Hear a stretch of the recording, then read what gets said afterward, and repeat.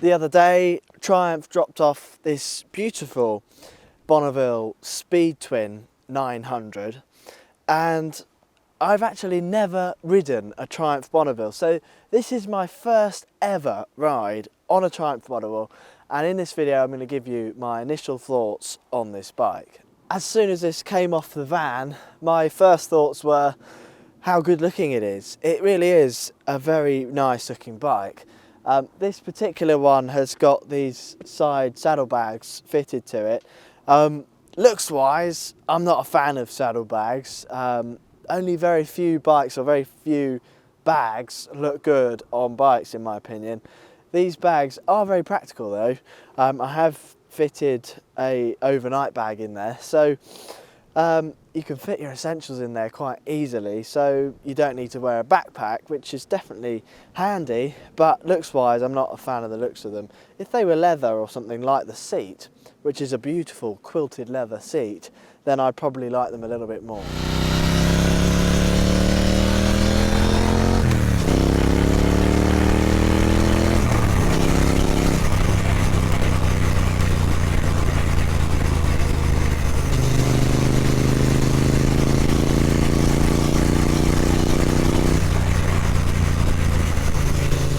Getting on this bike for the first time and starting up the engine, it does have a lovely exhaust note to it, and you've got these 2x2, well, it looks like 2x2 pipes, but it's kind of 2x1x2 because there's a connection in the middle there where you've got the catalytic converter.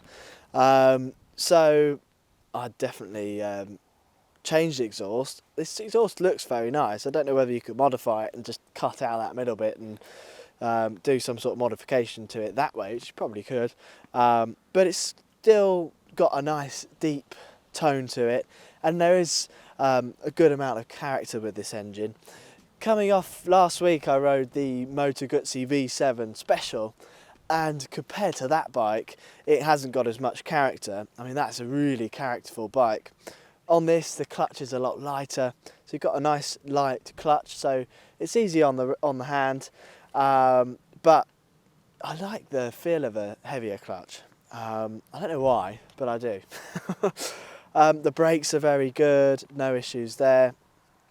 This dial is nice. It's a classically designed dial, but it's a little bit plasticky, to be honest. So that would be nice if it was a bit more metal, and the headlamp is plastic as well. But other than that, the handlebars are very pretty, and you've got bar end mirrors. I love bar end mirrors because you can actually see what's behind you, so they're really good. And I really love this fuel cap. What a beautiful little fuel cap. It's very simple, but it's stunning. I really like that.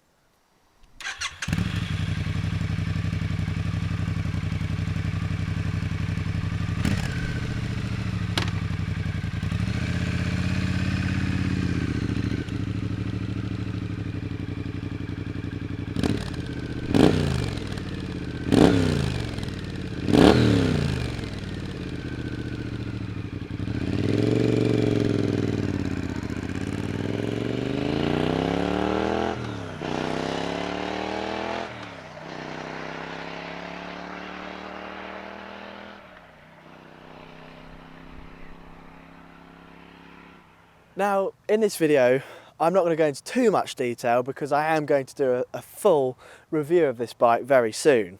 So this is just my initial thoughts. The gearbox is a very nice feeling gearbox. It's very positive, so you get a really satisfying feeling going in and out of each gear. And unless you've ridden one of these, then you probably won't know what I mean. So if you have ridden one, let me know if you can relate to what I'm saying. But it is really satisfying going through the gears. And it's not a clunky gearbox like the Moto Guzzi. It is a bit more smooth. And in general, this is a bit more smooth. It's a more refined bike, but it still retains character as well. So, why hadn't I ridden a Triumph Bonneville until now? Well, all of Triumph's lineup are A-compatible motorcycles, and I've only had my A licence for about 2 months. So some of them can be restricted to the A2 licence, like this one, but they didn't have any on their press fleet. But I'm glad to say it was worth the wait. I have very much enjoyed my ride here today. And the reason I chose the Speed Twin 900 first is because this is considered Triumph's entry-level modern classic. And I really like the modern classic lineup from Triumph. I think they're really lovely motorcycles, and I want to work my way through them. So I will be doing that, and I will have another one coming after this one. So yeah, first thoughts are that it's a really nice bike to ride. It feels really stable, and it's really nice in the corners as well. The suspension's reasonably firm, but it's not too firm, so it's got a bit of forgiveness in there, but it's firmer than some of the other modern classics that I've ridden recently. I thought it would have a sixth gear, to be honest with you. It's only got 5. I think it could do with a 6th gear, just as a sort of overdrive gear, so that when you're doing 70 plus miles an hour motorway speeds, that your revs are a little bit lower for fuel consumption. But it's not the end of the world, and I do like that gearbox. It's got a lovely feel to it.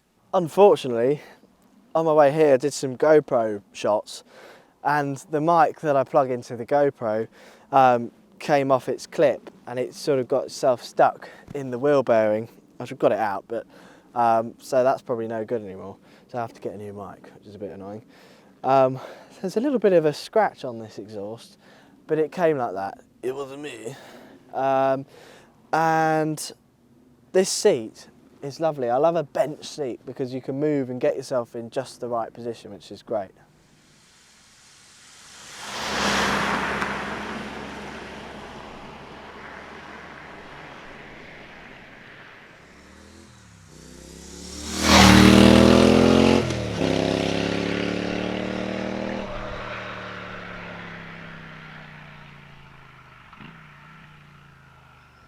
I just had a chap stop and say how beautiful this bike is, and I'm certainly inclined to agree with him. It is stunning, isn't it? Let me know in the comments below if you agree.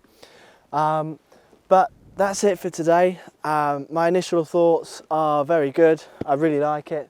So I'm looking forward to giving this bike a thorough review, giving it a little bit more time on the bike, and then I'll go into some more detail on things that I find on it. I've only done a short ride today, so this really is a first impressions. But stay tuned for the full review where I give you my full and thorough thoughts.